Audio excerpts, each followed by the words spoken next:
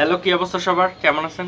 তো আশা করি সবাই ভালো আছেন এই মেঘলা দিনে। আর আজকে একটু অন্ধকার লাগতে পারে বিকজ অফ আজকেও আমি বারান্দায় বসছি আর আপনাদের সাথে কথা বলবো একটা ব্যাপার নিয়ে। সেটা হচ্ছে যে আমার হেয়ার ফলটা মেনলি স্টার্ট হয়েছে কিভাবে, সেটা আমি বুঝলাম কিভাবে, এবং আমি সেটা থেকে কিউর কিভাবে হলাম। ব্যাক দেন যখন 2016-17 সাল, তখন থেকে হচ্ছে গিয়ে আমি মেনলি দুইটা চ্যানেল ফলো করি। সেই দুইটা চ্যানেল হচ্ছে গিয়ে এক আসার স্টাইলিং, আর একটা চ্যানেল নাম ভুলে গেছি, সেটা হচ্ছে বাংলায় ছিল। আমি যেহেতু একটু হিন্দি তখন একটু বুঝতাম, তো তখন হচ্ছে গিয়ে আমি অন্যান্য চ্যানেলের সাথে বিশেষ করে বেশিরভাগ হচ্ছে গিয়ে আসাদের বা হচ্ছে গিয়ে ফ্যাশনেবল যে চ্যানেলগুলো আছে এইগুলি হচ্ছে গিয়ে আমি দেখতাম। অ্যালেক্স কস্টাকে আপনারা চিনবেন হয়তো বা এখন অনেকে।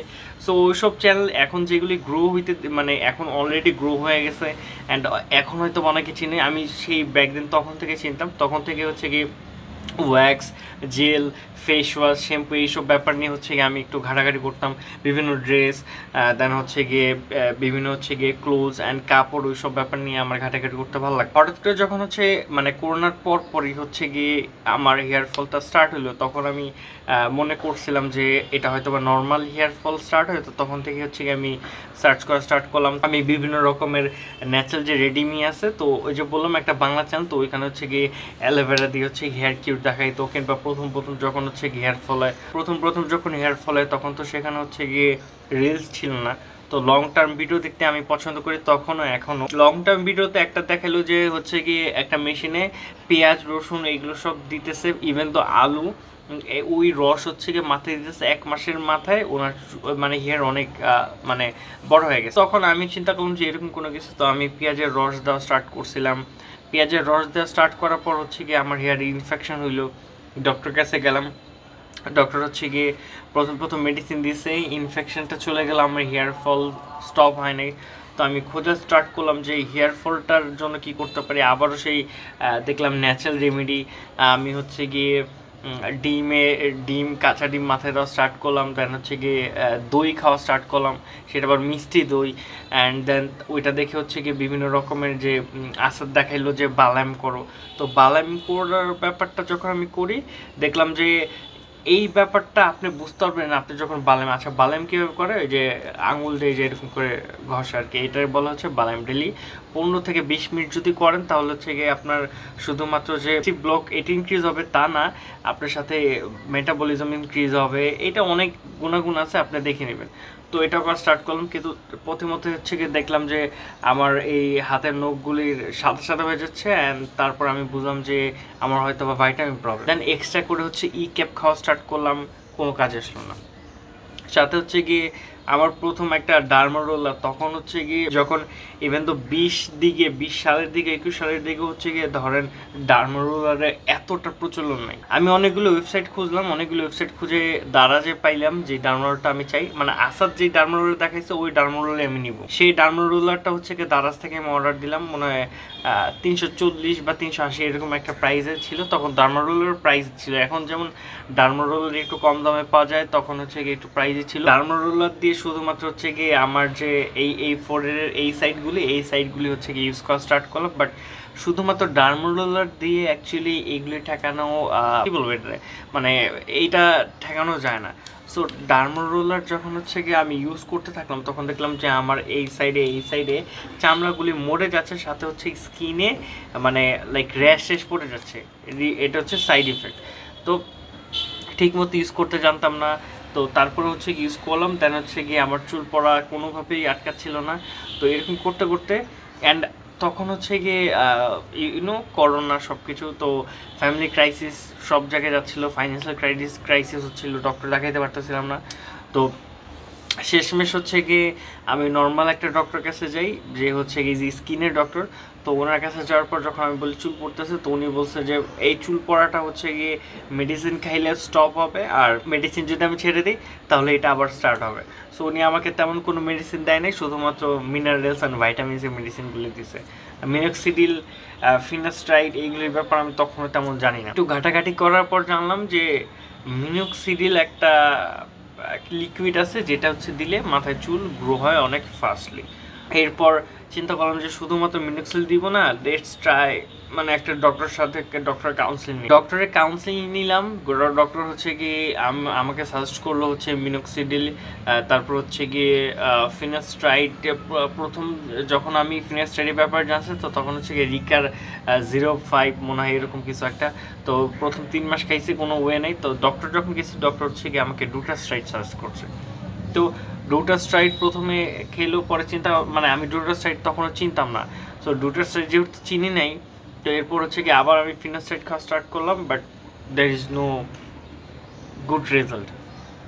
এরপর হচ্ছে কি আমি যখন ইভেন তো আমি মনে হয় আমার ডায়েটও হচ্ছে কাইন্ড অফ ফিক্সড করছিলাম তখন, কিন্তু যাদের অ্যালোপেশি আছে বা হচ্ছে গিয়ে বংশগত টাক আছে বা যাদের জেনেটিকেই সমস্যা, আপনারা যদিও ডায়েট ফিক্সড করেন, হ্যাঁ, যদি আপনি ডিএসটি ব্লকার মানে ন্যাচারাল ডিএসটি ব্লকার তো এটা হেল্প করবে, কিন্তু বুঝতে পারবেন। কিন্তু আপনি যদি হচ্ছে কি মেডিসিন যে ডিএসটি ব্লকার সেটা যদি না নেন, তাহলে আলটিমেটলি আপনার হেয়ার ফল ঠেকানো ইম্পসিবল। কোনোভাবেই হচ্ছে কি আপনার হেয়ার ফল ঠেকাইতে পারবে না। এরপর হচ্ছে গিয়ে আমি দেখলাম যে ডক্টর আমাকে হচ্ছে একটা শ্যাম্পু সার্চ করলো, যেটা হচ্ছে গিয়ে সালফেট ছিল মেবি ওইটাতে। তো ওইটা হচ্ছে মেডিকেটেড শ্যাম্পু, আর মেডিকেটেড শ্যাম্পুতে সালফেট থাকার কারণ হচ্ছে গিয়ে আপনার প্রচণ্ড পরিমাণে মানে স্ক্যাল্পে ময়লা থাকে, তারপর হচ্ছে খুশকি, সব কিছু দূর করার জন্য আসলে ওই মেডিকেশন শ্যাম্পুটা ইউজ করা হয়। ওই শ্যাম্পুটা আবার আপনার 2 মাসের বেশি ইউজ করতে পারবেন না। তো এরপর ইউজ করার পর হচ্ছে গিয়ে আমি আবার একটু রিসার্চ করার পর এই এতদিন যেগুলো আমি ইউটিউবে দেখতাম যে sulphate free shampoo, paraben free conditioner, সব কিছু সার্চ করা স্টার্ট করলাম। শেষ পর্যন্ত হচ্ছে কি আমি মনে হয় এক্সপেলের না কিছু একটা আছে এরকম, যে একটা শ্যাম্পু আছে, তখন 600 টাকা দিয়ে একটা কন্ডিশনার আর 600 টাকাতে একটা শ্যাম্পু কিনলাম ব্যানানা ফ্লেভারের, যেটা নাকি অনেক ভালো। প্রথম কয়েকদিন ইউজ করলাম, তখন আমি বুঝতে পারলাম যে ও তার আগে বলেনি যে আমি এর আগে কমার্শিয়াল শ্যাম্পু, এমন কোনো কমার্শিয়াল শ্যাম্পু নেই যেটা আমি ইউজ করিনি, মানে এখন পর্যন্ত বাজারে পাওয়া যাবে না নর্মালি।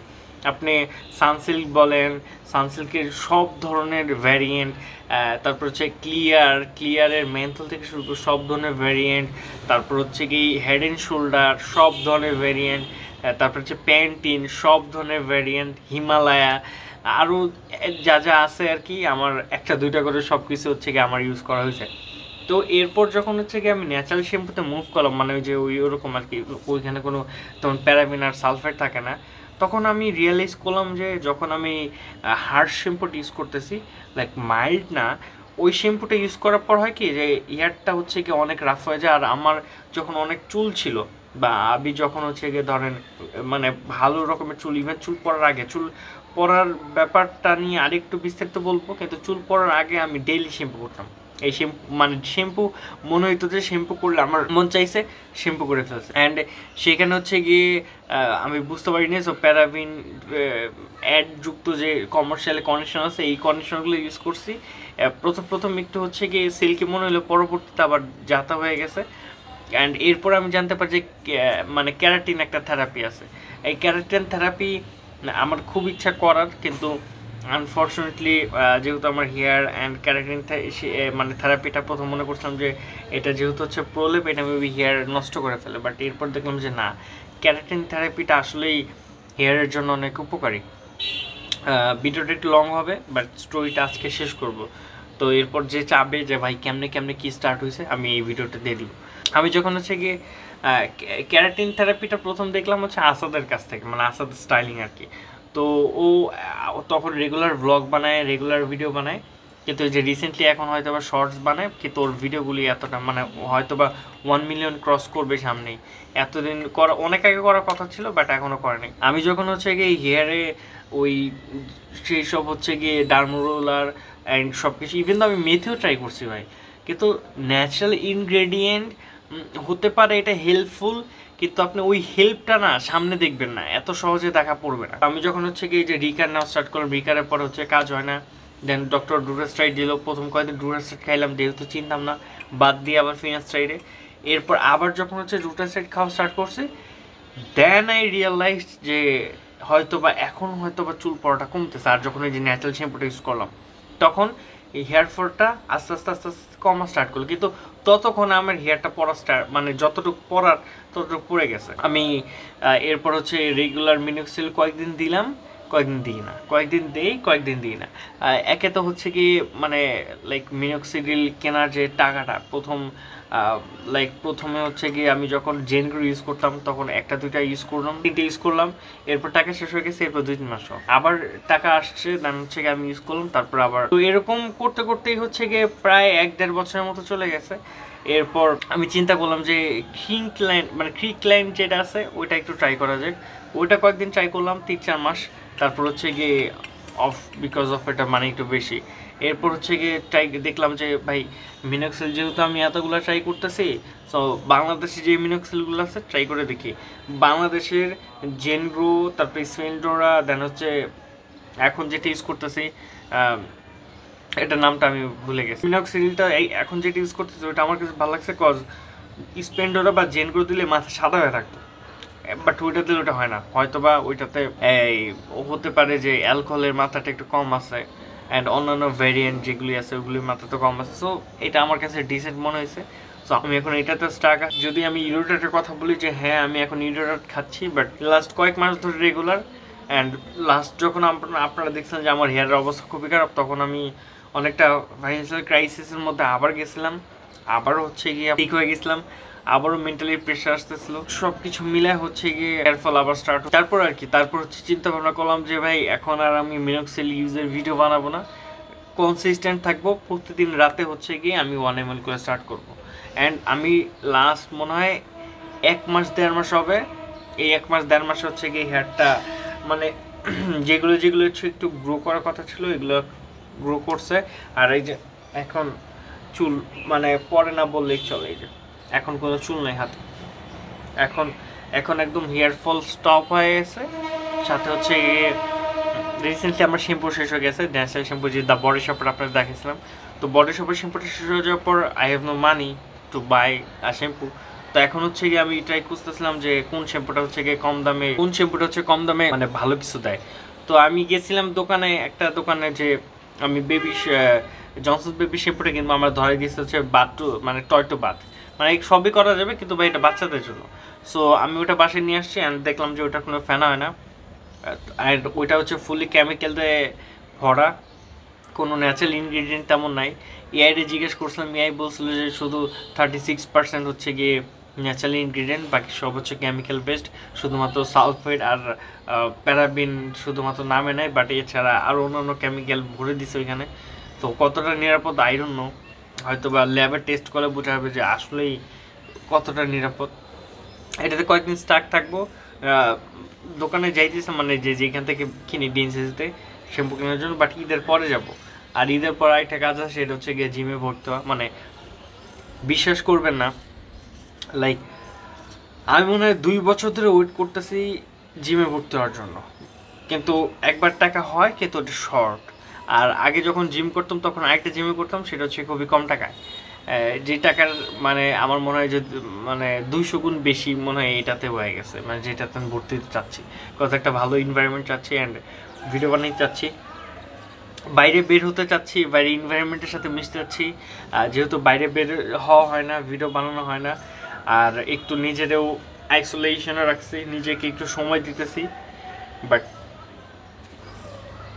নিজেকে সময় দেওয়ার সাথে সাথে আপনাদেরও 1-2টা করে ভিডিও আনতেছি। অ্যান্ড আমি চাই যে কি বলবো এটারে, ইউ গাইস আর রিয়েলি